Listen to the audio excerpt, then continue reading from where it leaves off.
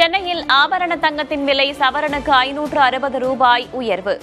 1 gram தங்கம் 13,370 ரூபாய்க்கு விற்பனை.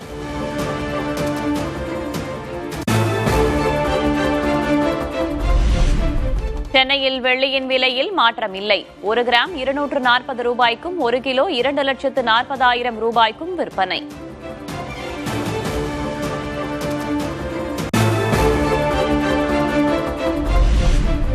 தமிழகத்தில் நடப்பாண்டில் 2வது முறையாக பால், தயிர் விலையை உயர்த்திய தனியார் பால் நிறுவனங்கள் லிட்டருக்கு 2 ரூபாய் முதல் 4 ரூபாய் வரை உயர்த்தியதால் வாடிக்கையாளர்கள் அதிர்ச்சி.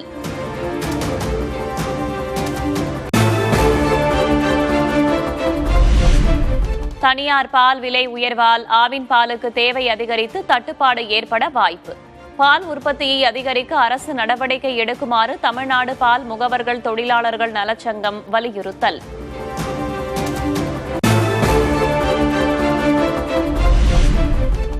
ஆவின் பால் கூட்டமைப்பின் நஷ்டம் கடந்த நிதியாண்டில் 120 கோடி ரூபாயாக அதிகரிப்பு.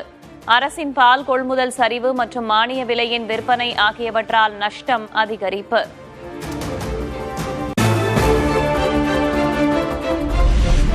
சென்னையை சுற்றியுள்ள சுங்கச்சாவடிகளில் கட்டணம் திடீரென உயர்வு. வானகரம், சூரப்பட்டு சுங்கச்சாவடிகளில் நள்ளிரவு முதல் கட்டணம் 5 ரூபாய் அதிகரிப்பு.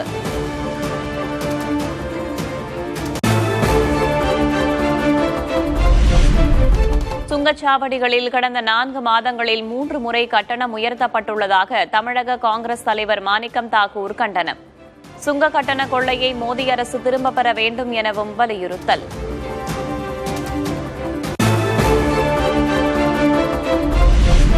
தேர்வு சீர்திருத்தத்திற்காக நந்தன் நீலேகனி தலைமையில் உயர்மட்ட குழு அமைக்கப்பட்டுள்ளதாக பிரதமர் மோடி அறிவிப்பு.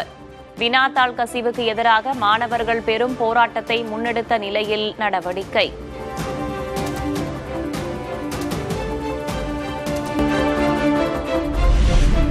நந்தன் நீலேகனி தலைமையிலான சீர்திருத்த குழுவில் இடம்பெற்ற 6 பேர்.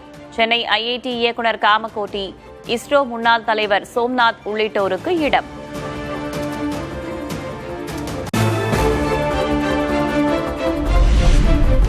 தேர்வு சீர்திருத்தங்களுக்காக பணிக்குழு அமைக்கப்பட்டது பிரதமர் மோடியின் பிம்பத்தை சரி செய்யும் முயற்சி. காங்கிரஸ் பொதுச் செயலர் ஜெய்ராம் ரமேஷ் விமர்சனம்.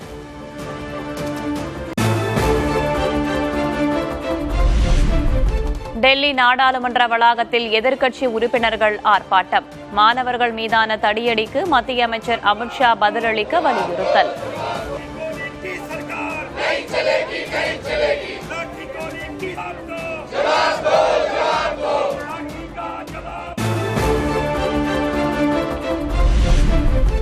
மாணவர்கள் போராட்டம் ஓய்ந்த பின்னும் டெல்லி ஜந்தர் மந்தர் பகுதியில் தொடரும் பலத்த பாதுகாப்பு. ஜந்தர் மந்தர் பகுதி அணுகு சாலைகளில் தடுப்புகளை வைத்து காவலர்கள் கண்காணிப்பு.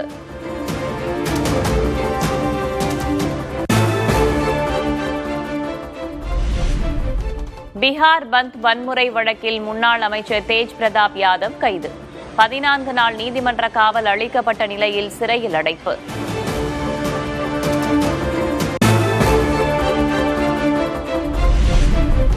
நீட் தேர்வின் பாதிப்புகள் குறித்து பிரதமரிடம் முதல்வர் விஜய் பேசியுள்ளதாக அமைச்சர் செங்கோட்டையன் பேட்டி. நீட் வேண்டாம் என்பதே கட்சியின் கொள்கை முடிவு எனவும் திட்டவட்டம்.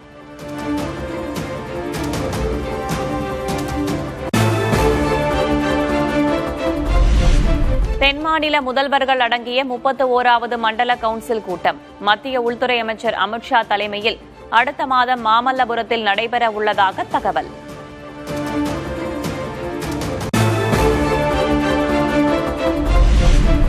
ஆகஸ்ட் 1ஆம் தேதி தமிழகம் வருகிறார் மக்களவை எதிர்க்கட்சித் தலைவர் ராகுல் காந்தி.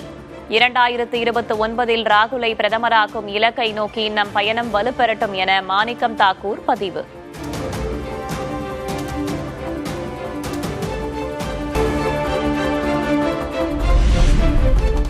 பழனி கோவிலுக்கு சொந்தமான 100 கோடி ரூபாய் நில மோசடி வழக்கு. திண்டுக்கல் சிபிசிஐடி அலுவலகத்தில் சார் பதிவாளர் ஜஸ்டின் மணிகண்டனிடம் விசாரணை.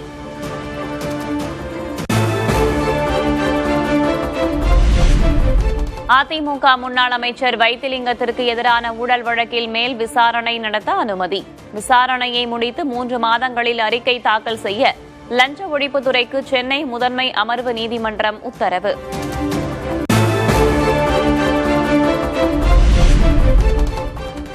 ராஜினாமா செய்த 4 எம்எல்ஏக்களும் விளக்கமளிக்க சபாநாயகர் ஜே.சி.டி. பிரபாகர் அழைப்பு. அதிமுக சார்பில் கொடுக்கப்பட்ட தகுதி நீக்க மனு குறித்தும் வரும் 30ஆம் தேதி விளக்கம் கேட்க திட்டம்.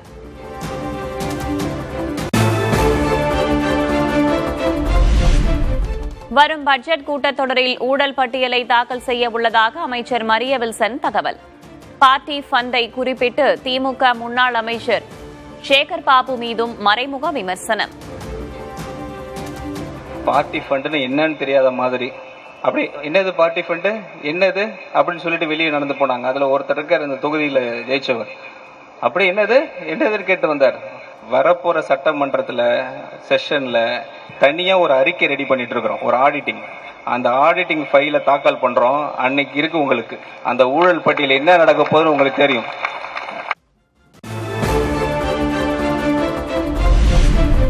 சென்னையில் வேளாண் நிதிநிலை அறிக்கை தொடர்பான கருத்து கேட்பு கூட்டம். விவசாய சங்கத்தினரிடம் கருத்து கேட்கும் அமைச்சர்கள்.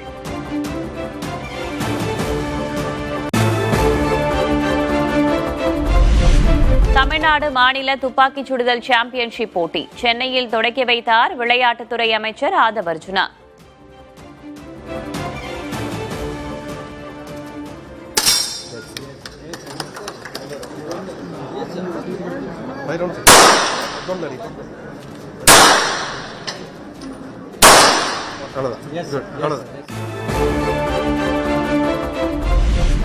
சென்னை மற்றும் புறநகரில் உள்ள நீர்நிலைகளை தூர்வாரும் பணிகள் தொடக்கம். கோயம்பேடு அருகே கூவம் நதியை தூர்வாரும் பணியை தொடக்கி வைத்தார் நீர்வளத்துறை அமைச்சர் ஆனந்த்.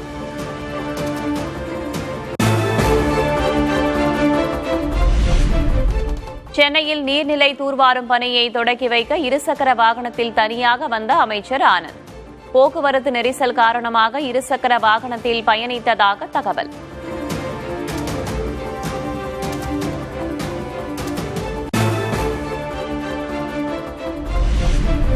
இயற்கையின் கொடையான பள்ளிக்கரணை சதுப்பு நிலத்தை அழிக்கலாமா? பாமக தலைவர் அன்புமணி ராமதாஸ் கேள்வி.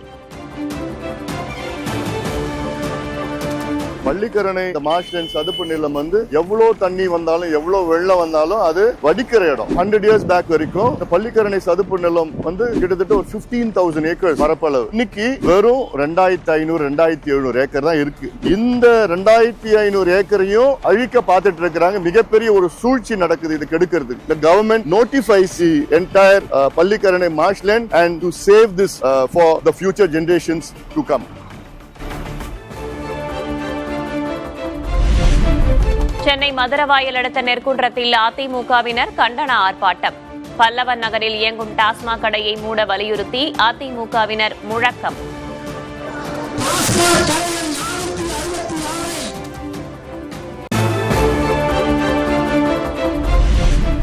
தமிழ்நாட்டில் பொறியியல் மாணவர் சேர்க்கைக்கான முதற்கட்ட கலந்தாய்வில் 5,726 மாணவர்கள் பங்கேற்கவில்லை. மருத்துவ மற்றும் ஐஐடி இடங்களில் சேர வாய்ப்புள்ளதால் பொறியியல் கல்லூரிகளை புறக்கணித்த மாணவர்கள்.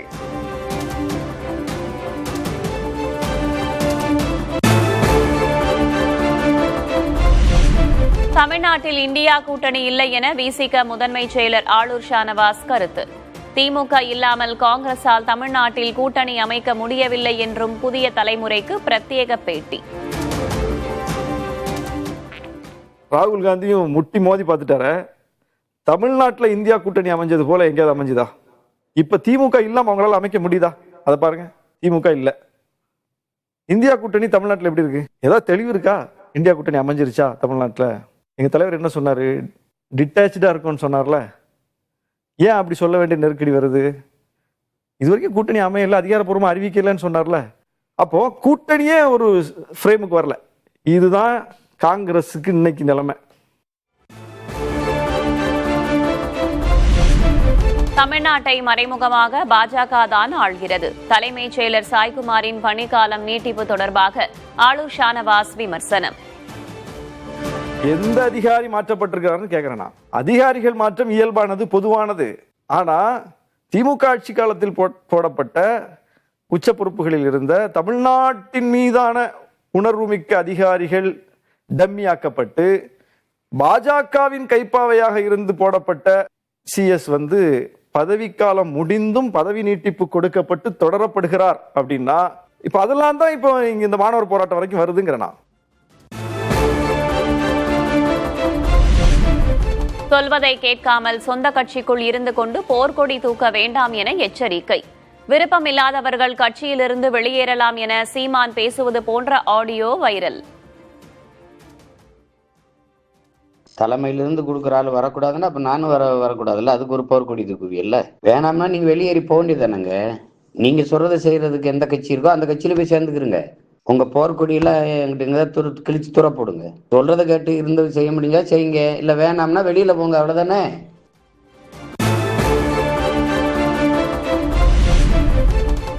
முன்னாள் குடியரசுத் தலைவர் APJ அப்துல் கலாமின் 11வது ஆண்டு நினைவு தினம் இன்று. ராமேஸ்வரத்தில் உள்ள கலாம் நினைவிடத்தில் பொதுமக்கள், அரசியல் தலைவர்கள் அஞ்சலி.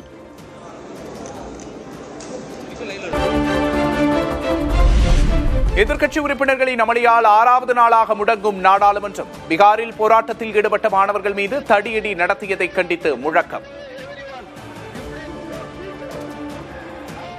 कार्रवाई करनी पड़ेगी जो सदन की मर्यादाओं परंपराओं को समाप्त करने का प्रयास कर रहे हैं. आप जाइए अपने. आज 12 बजे तक के लिए स्थगित की जाती है. Everybody take your seat. I will give you opportunity to everyone. You please work Peter. And they were glad.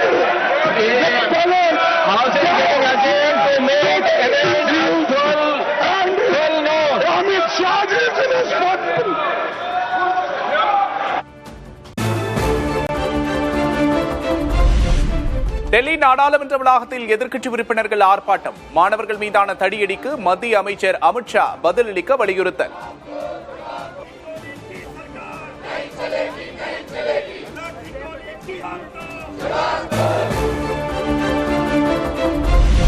மாணவர்களை தாக்கிய விவகாரத்தில் பிரதமர் மோடி மன்னிப்பு கேட்க வேண்டும் என்று மக்களவை எதிர்க்கட்சித் தலைவர் ராகுல் காந்தி வலியுறுத்தல். டெல்லியில் பெல்லட் குண்டுகள், பீகாரில் AK-47 துப்பாக்கிகள் பயன்படுத்தப்பட்டுள்ளதாக பகிரங்க குற்றச்சாட்டு.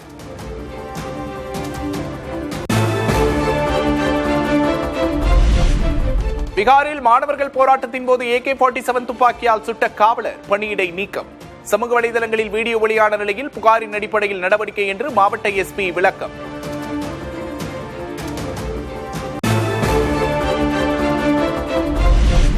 டெல்லியில் போராட்டத்தில் ஈடுபட்ட மாணவர்கள் மீதான தடியடிக்கு உச்சநீதிமன்றம் கண்டனம். காவல்துறையின் வரம்பை மீறிய நடவடிக்கையை நியாயப்படுத்த முடியாது என்று தலைமை நீதிபதி சூரியகாந்த் அதிருப்தி.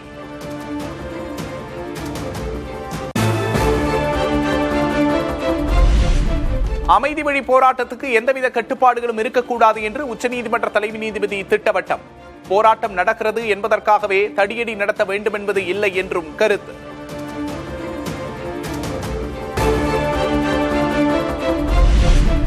நந்தன் நீலேகனி தலைமையிலான சீர்திருத்த குழுவில் இடம்பெற்ற 6 பேர். சென்னை IIT இயக்குனர் காமகோடி, இஸ்ரோ முன்னாள் தலைவர் சோம்நாத் உள்ளிட்டோருக்கு இடம்.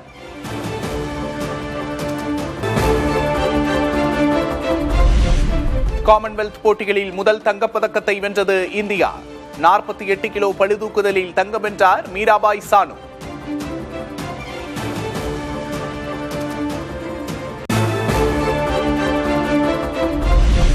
காயங்களை தாண்டி கிடைத்த வெற்றியால் மகிழ்ச்சியாகவும் உணர்ச்சி வயப்பட்டும் இருக்கிறேன். காமன்வெல்த் போட்டியில் தங்கம் வென்ற பின்பு மீராபாய் சானு பேட்டி. वेट लिफ्टिंग ऐसा गेम्स होते हैं कि काफी इंजरी आते हैं और अभी मेरा एज की वजह से भी बहुत ज्यादा मतलब मेहनत करना पड़ता है. तो थैंक यू सो मच. तो मुझे हेल्प करना है, वो सब हर टाइम बोलते रहते हैं, तो ये मेरे लिए बहुत ही बड़ी बात होते हैं. तो उनकी वजह से ही मैं आज तक आप लोग के सामने में खड़े हो पाई हूँ और इंडिया के लिए भी गोल्ड मेडल दे पाई हूँ मैं.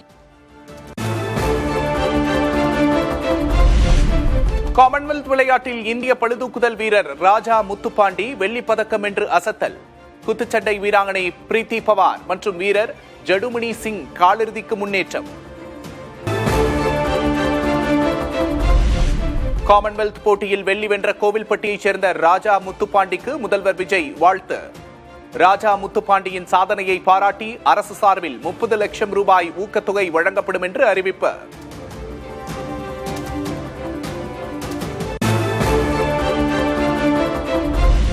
கபடி வீரராக தொடங்கி பளுதூக்குதலில் சாதித்தவர் ராஜா முத்துப்பாண்டி. 16 நாடுகளில் பதக்கங்களை வென்று சாதனை படைத்திருப்பதாக பெற்றோர் நெகிழ்ச்சி. நேரடியா விளையாண்டு பார்க்கும்போது ஒரு தடவை போய் பார்த்துட்டு ரொம்ப சங்கடம், ரொம்ப வருத்தப்பட்டேன். இப்படி கொண்டு நம்ம விட்டுட்டோமே அப்படின்னு சொல்லி ரொம்ப வருத்தப்பட்டேன். ஆனா அதுக்கு இப்படி அவன் வாழ்க்கை இப்ப நல்லா இருக்கே அப்படின்னு இப்ப ரொம்ப சந்தோஷமாவும் இருக்கு. நேஷனல் இன்டர்நேஷனல் 16 மெடல் பண்ணியிருக்கிறான். ஆமா, இப்போ சமீபத்தில் நேற்று நடந்த காமன்வெல்த் சாம்பியன்ஷிப் போட்டியில் வெள்ளி பதக்கம் வாங்கியிருக்காப்புல. இது எனக்கு ரொம்ப சந்தோஷம். திமுகவை வழிநடத்த யாருக்கு தகுதி இருக்கிறது என்று அமைச்சர் நிர்மல்குமார் கேள்வி. உதயநிதியா கனிமொழியா என ஒன்றிய கிளை நிர்வாகிகளை அழைத்து வாக்கெடுப்பு நடத்துங்கள் என பேட்டி.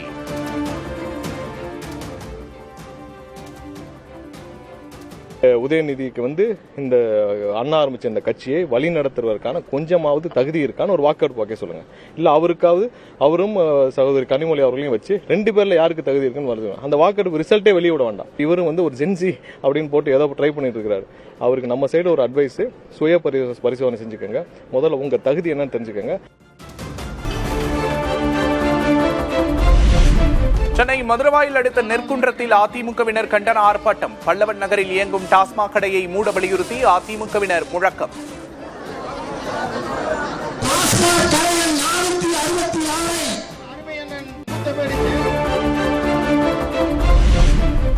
நெல்லையில் ஆணவ கொலை செய்யப்பட்ட கவினின் 1ஆம் ஆண்டு நினைவு தினம் இன்று. சொந்த ஊரான ஆறுமுகமங்கலத்தில் கவினின் புகைப்படத்தை திறந்து வைத்து மரியாதை செலுத்திய அமைச்சர் வன்னியரசு.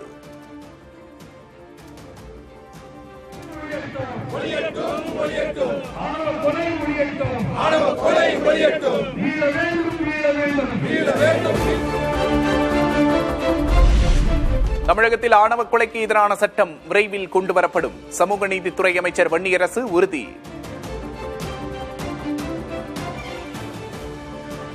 கவினுடைய நினைவிடத்திலிருந்து அவருடைய நினைவை நாம் நடத்தி கொண்டிருக்கிற இந்த இடத்திலிருந்து ஆணவ படுகொலையை தடுப்பதற்கான தனி சட்டம் என்று முதலில் நாம் அதை கொண்டு வருவதற்கான முயற்சி கட்டாயம் நடக்கும் என்பதில் எந்த மாற்று கருத்தும் இல்லை. காஷ்மீரில் உள்ள சலால் அணையிலிருந்து வெளியேறும் நீரில் பிரதிபலித்த இந்திய தேசிய கொடியின் நிறங்கள். கார்கில் வெற்றி தினத்தை கொண்டாடும் வகையில் வித்தியாசமான முயற்சி.